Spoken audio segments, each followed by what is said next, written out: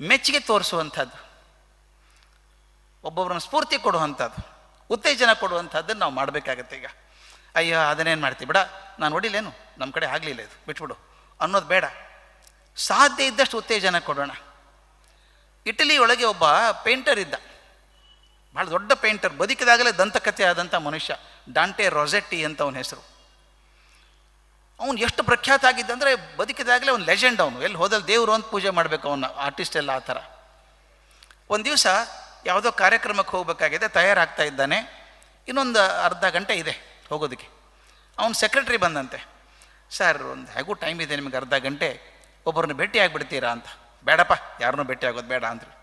Sir ದಯವಿಟ್ಟು, ಆ ಮನುಷ್ಯ 6 ತಿಂಗಳಿಂದ ಬರ್ತಾ ಇದ್ದಾನೆ, ದಿನಾಲೂ ಬರ್ತಾನೆ, ಒಂದು 5 ನಿಮಿಷ ಡಾಂಟೆ ರೊಸೆಟ್ಟಿನ ಭೇಟಿ ಆಗಬೇಕು ಅಂತಾನೆ, ಒಂದು 5 ನಿಮಿಷ ಕೊಟ್ಬಿಡಿ ಸರ್. ಆಯಿತು, 5 ನಿಮಿಷ ಅಂತ ಹೇಳಿ ಅವನಿಗೆ ಕಳಿಸ್ಕೊಡು ಒಳಗಡೆ. ಆತ ಬಂದ, ಮಧ್ಯ ವಯಸ್ಕ, ನಿಮ್ಮ ಕಣ್ಣು ಮುಂದೆ ಚಿತ್ರ ಬರಬೇಕು. ಡಾಂಟೆ ರೊಸೆಟ್ಟಿ ಟೇಬಲ್ ಮುಂದೆ ಕೂತಿದ್ದಾರೆ ಚೇರ್ ಮೇಲೆ. ಆ ಮನುಷ್ಯ ಬಂದ, ಮಧ್ಯ ವಯಸ್ಕ, 2 ಚೀಲ ಹಿಡ್ಕೊಂಡಿದ್ದಾನೆ ಕೈಯಲ್ಲಿ. ಬಂದು, ನಮಸ್ಕಾರ, ದಯವಿಟ್ಟು ತಪ್ಪು ತಿಳ್ಕೊಬೇಡಿ, 5 ನಿಮಿಷ ತೊಗೋತೀನಿ ನಿಮ್ಮದು. ಮೊದಲನೇ ಚೀಲದಿಂದ 3 ಪೇಂಟ್ ತೆಗೆದ, 3 ಪೇಂಟಿಂಗ್ ತೆಗೆದ, ಚಿತ್ರಕಲ್ಲಿದ್ದು ಮಾಡಿದ್ದನ್ನು ಕೊಟ್ಟ. ಸರ್ ದಯವಿಟ್ಟು ನೋಡಿ, ನಿಮ್ಮ ಅಭಿಪ್ರಾಯ ಹೇಳಬೇಕು ಸರ್ ಅಂದ. ಅದು ಮನಸ್ಸಿರಲಿಲ್ಲ, ಇದು ಪೇಂಟರ್ ಆಫ್ ದ್ಯಾಟ್ ಕ್ಯಾಲಿಬರ್, ಅಂಥ ದೊಡ್ಡ ಪೇಂಟರು ಯಾವನೋ ಬಂದು ಪೇಂಟಿಂಗ್ ನೋಡಿ ಅಂದರೆ ಆಗತ್ತಾ? ತೆಂಡೂಲ್ಕರ್ ಹತ್ರ ಹೋಗಿ ಬ್ಯಾಟ್ ಹೆಂಗೆ ಹಿಡ್ಕೊಳ್ಳೋದು ಸರ್ ಅಂದ್ರೆ ಬದಲು ಆಟ ಆಡ್ಬೋ ಹೋಗಂತಾನು. ನೋಡಿದ್ರೆ ಆದರೂ ತಾಳ್ಮೆಯಿಂದ, ಸಾಧಾರಣ ಪೇಂಟಿಂಗು, ಏನೂ ಇಲ್ಲ ಅದರೊಳಗೆ, ಭಾಳ ಆರ್ಡಿನರಿ ಪೇಂಟಿಂಗು. ಹೇಳೋಕ್ಕೆ ಮನಸ್ಸು ಬರಲಿಲ್ಲ, ಬೇಜಾರಾಗ್ತದೆ ಅಂತ. ಅಡ್ಡಿಲ್ಲ, ಬಟ್ ಇನ್ನೂ ಪ್ರಯತ್ನ ಮಾಡಬೇಕು ಅಂಥೇಳಿ ಕೊಟ್ಟ. ಆ ಮನುಷ್ಯ ಅದನ್ನಿಟ್ಟ, ಇನ್ನೊಂದು ಚೀಲ ತೊಗೊಂಡ. ಸರ್ ಇನ್ನು 2 ನಿಮಿಷ ಸರ್, ಈ 3 ಪೇಂಟಿಂಗ್ ನೋಡಿಬಿಡಿ ಸರ್ ಅಂದ್ಕೊಟ್ಟ. ಈತ ಎದ್ದು ನಿಂತ್ಬಿಟ್ಟಿದ್ದ ಅವನು ಕಳಿಸ್ಬೇಕು ಅಂತ. ಕೈಯಲ್ಲಿ ಪೇಂಟ್ ಹಿಡ್ಕೊಂಡ ಡಾಂಟೆ ರೊಸೆಟ್ಟಿ ನೋಡ್ದ, ವಾಹ್ ಅದ್ಭುತ ಪೇಂಟಿಂಗ್ ಅನ್ನಿಸ್ಬಿಡ್ತು. ಕೂತ್ಕೊಂಡ, ಕನ್ನಡಕ್ಕೆ ಹಾಕ್ಕೊಂಡ, ಪೆನ್ಸಿಲ್ ಹಿಡ್ಕೊಂಡ, ಮಗ್ನಾಗಿ ನೋಡ್ತಾ ಇದ್ದಾನೆ. ಎಷ್ಟು ಒಳ್ಳೆ ಪೇಂಟಿಂಗ್ ಅಲ್ಲ ಇದು, ಭಾಳ ಚೆನ್ನಾಗಿದೆ ಇದು ಅಂದ್ಬಿಟ್ಟು, ಯಾರು ಮಾಡಿದ್ದು ಪೇಂಟಿಂಗ್ ಇದನ್ನು ಅಂತ ಕೇಳ್ದ. ನಾನೇ ಮಾಡಿದ್ದು ಸರ್ ಅಂದವನು. ಏನು ಚೆನ್ನಾಗಿ ಮಾಡ್ತೀರಿ ನೀವು ಪೇಂಟಿಂಗು? ಹೌದಾ, ಮತ್ತು ಮೊದಲೇ ತೋರಿಸಿದ್ರಲ್ಲ ಅದು ಯಾರ್ದು? ಅದು ನಿಮ್ಮ ಮಗ ಮಾಡಿದ್ದ ಅಂತ ಕೇಳ್ದ. ಇಲ್ಲ ಸರ್, ಅದು ನಾನೇ ಮಾಡಿದ್ದು ಸರ್ ಅಂದ.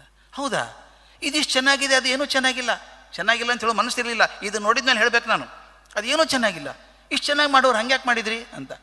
ಸರ್ ಅದು ನಿಮ್ಗೆ ಹೇಳ್ತೀನಿ ಸರ್, ಈ 2ನೇ ಕಡೆ ಕೊಟ್ಟನಲ್ಲ, 2ನೇ ಸಲ ಕೊಟ್ಟನಲ್ಲ ನಿಮಗೆ, ಅದನ್ನು ಬಾಲ್ಯದಲ್ಲಿದ್ದಾಗ ಮಾಡಿದ್ದು ಸರ್.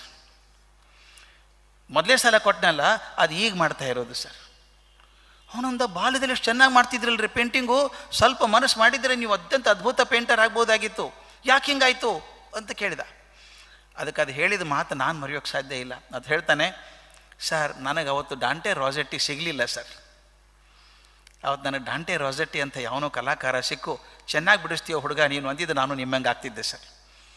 ಭಾಳ ಮುಖ್ಯ ನಾವು ಮಾಡಬೇಕಾದದ್ದು. ಮಕ್ಕಳು ಏನೋ ಮಾಡ್ಕೊಂಬರ್ತಾರೆ, ತುಂಬ ಎತ್ತರದ ಮಟ್ಟ ಇರಲಿಕ್ಕಿಲ್ಲ. ಯಾರು ಒಂದೇ ಸಲ 10ನೇ ಮೆಟ್ಲು ಹಾರೋಲ್ಲ, ಒಂದೊಂದೇ ಮೆಟ್ಲು ಹಾರ್ಕೊಂಡು ಹೋಗಬೇಕು. ಚೆನ್ನಾಗಿ ಮಾಡಿದ ಹುಡುಗ, ಮಾಡೋ ನೀನು ಚೆನ್ನಾಗಿ ಮಾಡ್ತೀವಿ ಮಾಡು ಅಂತ ಮೆಚ್ಚುಗೆ ತೋರಿಸೋದಾದರೆ, ಆ ಬೇರಿನಿಂದ ಸರಿಯಾಗಿ ಸತ್ವ ಚಿಗರಿಗೆ ಬಂದ ಹಾಗೆ ಅದನ್ನು ಮಾಡಬೇಕಾಗತ್ತೆ, ಮೆಚ್ಚುಗೆ ತೋರಿಸ್ಬೇಕಾಗತ್ತೆ. ಆದರೆ ಮಾದರಿ ಆಗಬೇಕಾಗತ್ತೆ ಅಂತ ಹೇಳಿದ್ನಲ್ಲ, ನಾವು ಮಕ್ಕಳಿಗೆ ಮಾದರಿ ಆಗಬೇಕಾಗತ್ತೆ ಅಂತ. ಆದರೆ ಸರಿಯಾದ ಮಾರ್ಗದರ್ಶಿ ಆಗಬೇಕಷ್ಟೇ, ಸರಿಯಾದ ಮಾದರಿ ಆಗಬೇಕು. ಕೆಲವೊಂದು ಸಲ ರಾಂಗ್ ಮಾದರಿ ಆಗಿಬಿಡ್ತೀವಿ. ಒಂದು ಶಾಲೆಯಲ್ಲಿ ಪೆನ್ಸಿಲ್ ಕಳವಾಗ್ತಾ ಇತ್ತಂತೆ, ಈ ಪೆನ್ಸಿಲ್ಲು ಪೆನ್ನು ಕಳವಾಗ್ತಾ ಇತ್ತಂತೆ. ಎಲ್ಲರಿಗೂ ಚಿಂತೆ ಆಯಿತು. ಟೀಚರು ಯಾರು ಮಾಡ್ತೀರಿ ಹೇಳಿ, ಅದು ಯಾರೂ ಸಿಗಲಿಲ್ಲ, ಗೊತ್ತಾಗಲಿಲ್ಲ. ಪ್ರಿನ್ಸಿಪಲ್ ಕಡೆ ಕಂಪ್ಲೇಂಟ್ ಹೋಯಿತು, ದಿನ ಪೆನ್ಸಿಲ್ ಕಳವಾಗ್ತದೆ, ಪೆನ್ ಕಳವಾಗ್ತದೆ, ಯಾರು ಮಾಡ್ತಾರೆ? ಇಂಥ ಒಳ್ಳೆ ಶಾಲೆ, ಕೆಟ್ಟ ಹೆಸರು ಬಂದ್ಬಿಡುತ್ತೆ ನಮ್ಮ ಶಾಲೆಗೆ, ಹುಡುಕಿ ಅಂತ ಹೇಳಿ ಒಂದು 4-5 ಜನ ಹುಡುಗರನ್ನ ಗುಂಪು ಮಾಡಿ ಪತ್ತೆ ಹಚ್ಚಿ ಅಂತ ಹೇಳಿದ್ರಂತೆ. ಒಬ್ಬ ಸಿಕ್ಕ ಹುಡುಗ, ಆ ಹುಡುಗನೇ ಕಳ್ತನ ಮಾಡ್ತಿದ್ದಾನೆ. ತೊಗೊಂಬಂದರು, ಅವ್ನು ಬ್ಯಾಗ್ ನೋಡಿದ್ರೆ ಒಂದು 50-60 ಪೆನ್ನು ಪೆನ್ಸಿಲ್ ಇದ್ದಾವೆ. ಒಳ್ಳೆ ಮನೆತನ ಹುಡುಗ ಅವನು, ದೊಡ್ಡ ಮನೆ ಶ್ರೀಮಂತರ ಮನೆತನ ಹುಡುಗ ಅವನು. ಕರೆದ್ರು, ಬೈದರು, ಅಪ್ಪ ಅಮ್ಮನ ಕರಿ. ಯೂಶ್ವಲ್ ರಿಯಾಕ್ಷನ್ ಅಲ್ಲ ಅದು. ತಪ್ಪು ಮಾಡಿದರೆ ಅಪ್ಪ ಅಮ್ಮ ಹೋಗ್ಬೇಕಲ್ಲಿ, ಕಟ್ಕಟ್ಟೆ ನಿಂತ್ಕೋಬೇಕು. ಅಪ್ಪ ಅಮ್ಮ ಹೋದರು, ಅವ್ರು ಸರಿಯಾಗಿ ಬೈದರು ಪ್ರಿನ್ಸಿಪಾಲ್ರು. ಏನು ರೀ ನಿಮ್ಮ ಹುಡುಗ ಮರ್ಯಾದೆ ತೆಗಿತಾನೆ ನಮ್ಮ ಶಾಲೆದು? ಹಾಂ, ಪೆನ್ಸಿಲ್ ಕಳುವು ಮಾಡ್ತಾನೆ, ಪೆನ್ ಕಳುವು ಮಾಡ್ತಾನೆ, ಎಲ್ಲರದು ಏನು ಕಲಿಸಿದ್ರಿ ಮನೆಯಲ್ಲಿ ನೀವು ಅಂತ ಬೈದರು. ಆ ಪಾಪ ತಾಯಿ ಮುಖ ಕೆಂಪಾಗ್ಬಿಡ್ತು. ಮನೆಗೆ ಬರ್ತಾ ಒಂದು 4-5 ಪಟ ಹೊಡ್ಕೊಂಬಂದರು. ಮರ್ಯಾದೆ ತೆಗೆದುಬಿಟ್ಟೆ ಮನೆತನದ್ದು, ಪೆನ್ಸಿಲ್ ಕಳುವು ಮಾಡ್ಬೇಕಾ ನೀನು? ಕೊಟ್ಟಿಲ್ಲ ಪೆನ್ಸಿಲ್ ನಿನಗೆ? ಬಾ ಮನೆಗೆ ಹೋದ್ಮೇಲೆ ಅಪ್ಪನಿಗೆ ಹೇಳ್ತೀನಿ ಅಂದರು. ಅಪ್ಪ ಸಾಯಂಕಾಲ ಆಫೀಸಿಂದ ಬಂದರು. ಅಮ್ಮ ತಳ್ಳಿದ್ರು, ನಾವು ನೋಡಿ ಅವನು ಮರ್ಯಾದೆ ತೆಗೆದುಬಿಟ್ಟ, ನಂದಂತೂ ಸಾಕಾಗಿ ಹೋಯ್ತು ನಿಮ್ಮ ಮಗನ ಸಲುವಾಗಿ. ಪೆನ್ಸಿಲ್ ಕಳುವು ಮಾಡ್ತಾನೆ ರೀ, ಪೆನ್ ಕಳುವು ಮಾಡಿದ್ದಾನೆ ಶಾಲೆಯಲ್ಲಿ. ಹೌದಾ, ಅಪ್ಪ ಒಂದು 4 ಪೆಟ್ಟು ಹಾಕಿದ. ಮರ್ಯಾದೆ ತೆಗೆದುಬಿಟ್ಟು, ದೊಡ್ಡ ಮನುಷ್ಯನ ಮರ್ಯಾದೆ ತೆಗೆದುಬಿಟ್ಟೆ ನೀನು, ಪೆನ್ನು ಪೆನ್ಸಿಲ್ ಕಳುವು ಮಾಡ್ತೀಯಂತೆ, ನೀನು ಪೆನ್ನು ಪೆನ್ಸಿಲ್ ಬೇಕು ನನಗೆ ಹೇಳಬಾರ್ದು, ನಾನು ತಂದು ಕೊಡ್ತಿದ್ದಿಲ್ಲ ಆಫೀಸಿಂದ ಅಂದಂತೆ. ಕಡೆ ಮಾತು ಭಾಳ ಮುಖ್ಯ. ಆಫೀಸಿಂದ ತಂದು ಕೊಡ್ತಿದ್ದೆ ಅಂತ, ಕೊಂಡ್ಕೊಂಬರ್ತೀನಿ ಅಂದಿಲ್ಲ ಅವನು. ಈಗ ಗೊತ್ತಾಯ್ತಲ್ಲ ಇವನಾಗ ಕಳ್ತನ ಮಾಡ್ತಿದ್ದ ಅಂತ. ಅಪ್ಪ ಅಲ್ಲಿ ಮಾಡೋದು, ಮಗ ಇಲ್ಲಿ ಮಾಡೋದು. ಅದಕ್ಕೆ ಒಂದು ಮಾತು, ಮಾದರಿ ಆಗೋದಾದರೆ ನಾ ಎಂಥ ಮಾದರಿ ಆಗ್ತೀನಿ ಅಂತ. ಸರಿಯಾಗಿ ಮಾದರಿ ಆದರೆ ಚೆನ್ನಾಗಿರ್ತದೆ. ನಮ್ಮ ಪುರಾಣದಲ್ಲಿ, ಇತಿಹಾಸದಲ್ಲೂ ಕೂಡ ಯಾರು ಸರಿಯಾಗಿ ಮಕ್ಕಳನ್ನು ಬೆಳೆಸಿದ್ರು ಅಂಥವ್ರ ಎಕ್ಸಾಂಪಲ್ಲು ಇದೆ, ಯಾರು ಬೆಳೆಸ್ತಿಲ್ಲ ಅನ್ನೋರ ಎಕ್ಸಾಂಪಲ್ಲು ಇದೆ. ಒಂದು ನನಗೆ ಮಹಾಭಾರತ ಕಣ್ಣಿಗೆ ಕಾಡೋದು, ಕುಂತಿ ಒಬ್ಬರು ಸಾಕು. ಆ ಕಷ್ಟದ ಪರಿಸ್ಥಿತಿಯಲ್ಲಿ ಗಂಡನನ್ನು ಕಳ್ಕೊಂಡಂಥ ಕುಂತಿ ಕಾಡಿನಲ್ಲಿ ಮಕ್ಕಳನ್ನ ಕರ್ಕೊಂಬಂದು ಹೇಗೆ ಬೆಳೆಸ್ಕೊಂಡ್ಲು ಅವ್ರನ್ನ. ಸುತ್ತಲೂ ಅವ್ರನ್ನ ದ್ವೇಷ ಮಾಡುವಂಥ ಒಂದು ಪಡೆನೇ ತಯಾರಾಗಿದೆ, ಕೌರವರ ಪಡೆ.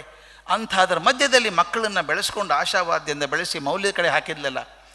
ಗಂಡ ಇಲ್ಲ ಅಂತ ಚಿಂತೆ ಮಾಡದೇನೆ ತಾನೇ ತಂದೆ ತಾನೇ ತಾಯಿಯಾಗಿ ಮಕ್ಕಳನ್ನು ಬೆಳೆಸಿ ಮೌಲ್ಯಕ್ಕೆ ಗುರಿ ಮಾಡಿದ್ಲು. ಅಂತೆ ಕೃಷ್ಣ ಅವ್ರ ಕಡೆ ಹೋದ. ಆದರೆ ಅದೇ ದುರ್ಯೋಧನ, ಇದು ಧೃತರಾಷ್ಟ್ರ ಗಾಂಧಾರಿ ಏನು ಮಾಡಿದರು? ಧೃತರಾಷ್ಟ್ರ ಹುಟ್ಟು ಕುರುಡ ಅಂದಾಗ ಗಾಂಧಾರಿ ತನ್ನ 2 ಕಣ್ಣನ್ನು ತೆಗೆದು ಮಕ್ಕಳನ್ನು ನೋಡ್ಕೋಬೇಕಾಗಿತ್ತು. ಹೇಗೆ ಕುಂತಿ ತಂದೆ ತಾಯಿ ಎರಡೂ ಆಗಿ ಮಕ್ಕಳನ್ನು ಬೆಳೆಸಿದ್ಲೋ ಹಾಗೆ ಗಾಂಧಾರಿ ಹಾಗೆ ಬೆಳೆಸಿದರೆ ಸರಿ ಆಗ್ತಿತ್ತು. ಒಂದು ಉದಾಹರಣೆ ಕಣ್ಣು ಮುಂದಿರಿದೆ. ಅಪ್ಪ ಅಮ್ಮ ಇಬ್ಬರು ಕಣ್ಣು ಕಟ್ಕೊಂಡಿದ್ರೆ ಮಕ್ಕಳಿಗೆ ಏನಾಗ್ತದೆ ಅಂತ. ದುರ್ಯೋಧನ ಪರಂಪರೆ ಏನಾಯಿತು ಅಂತ. ಕಣ್ಣು ಕಟ್ಕೊಳ್ಳೋದು ಫಿಸಿಕಲಿನೂ ಆಗ್ಬೋದು, ಮೆಟಫಾರಿಕಲಿ. ಅದು ಕಣ್ಣು ಕಟ್ಕೊಂಡು ನೋಡೋದೇ ಅಲ್ಲ ಮಕ್ಕಳನ್ನು, ನಾವು ಗಮನನೇ ಇಲ್ಲ.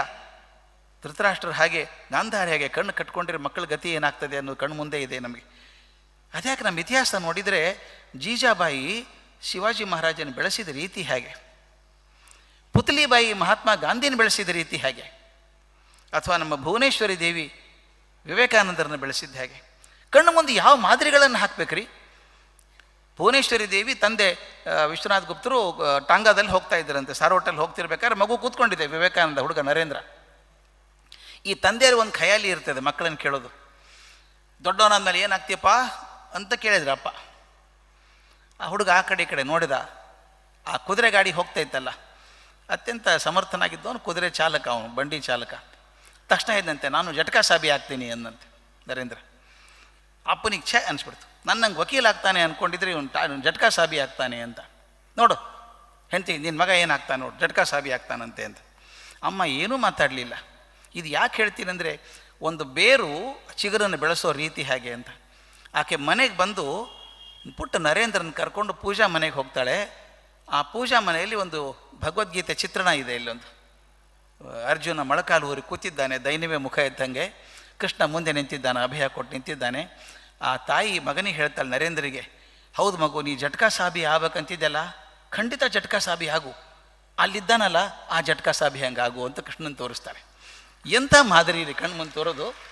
ಜಟ್ಕಾ ಸಾಬಿ ಆಗೋದಿದ್ರೆ ಅಂಥ ಜಟ್ಕಾ ಸಾಬಿ ಆಗು ಅಂತ ಪಾರ್ಥಸಾರಥಿಯನ್ನು ತೋರಿಸ್ತಾರೆ. ವಿವೇಕಾನಂದ ನೆನೆಸ್ಕೋತಾರೆ ಮುಂದೆ, ನನ್ನ ತಾಯಿ ಹಾಕಿದಂಥ ಮಾದರಿ ಅಂಥದ್ದಿತ್ತು ಕಣ್ಣು ಮುಂದೆ ಅಂತ. ಇದು ಬೇರು ಮಾಡಬೇಕಾದಂಥ ಕೆಲಸ. ಇನ್ನೊಂದು ಬಹಳ ಮುಖ್ಯವಾದ ವಿಷಯ, ನಾವು ಮೆಂಟ್ರಿಂಗ್ ಅಂತ ಕರಿತೀವಿ. ಭಾಳ ಕಾಮನ್ ಪದ ಅದು.